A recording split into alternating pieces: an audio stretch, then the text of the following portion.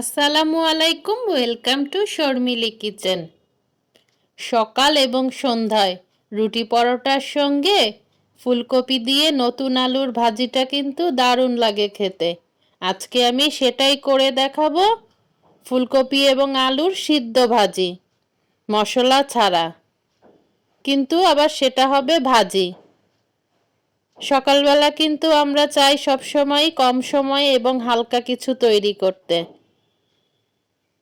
রেসিপিটি যদি প্রথমেই বলে নিচ্ছি কোনো অংশে ভালো লেগে যায়, ছোট্ট একটা লাইক দিয়ে দেখা শুরু করবেন এবং নতুন বন্ধু হয়ে থাকলে চ্যানেলটিকে সাবস্ক্রাইব করে রাখতে পারেন। ফেসবুক থেকে দেখে থাকলে ফলো। ফুটন্ত পানিতে দিয়ে দিচ্ছি 1 চিমটি হলুদ, দিয়ে দিচ্ছি পরিমাণ মতো লবণ,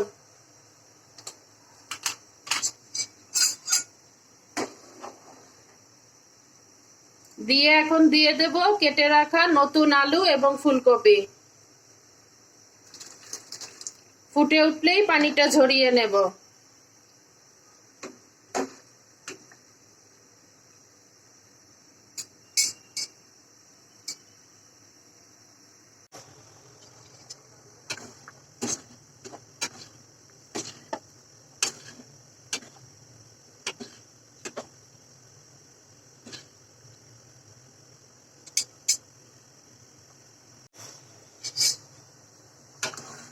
ফুলকপি এবং আলুটা খুব সুন্দরভাবে ফুটে গিয়েছে, এখন পানিটা ঝরিয়ে নেব। খুবই ঝটপট এই ভাজিটা তৈরি হয়ে যায়, সকালের নাস্তায়, মশলাও লাগে না এবং খুবই ঝটপট রান্না।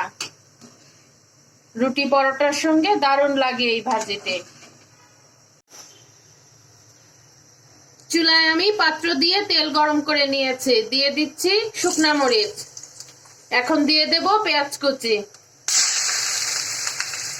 পেঁয়াজটা হালকা লাল হয়ে আসলেই আমি দিয়ে দেব বয়েল করে রাখা ফুলকপি। আর কোনো মশলা দেব না, পেঁয়াজটাও আমার ভাজা ভাজা হবে এবং মরিচ থেকে সুন্দর একটা কালার আসবে ভাজিতে। বাস তৈরি হয়ে যাবে আমার ঝটপট ফুলকপি দিয়ে নতুন আলুর ভাজি। দিয়ে দিচ্ছি বয়েল করে রাখা ফুলকপি এবং নতুন আলু।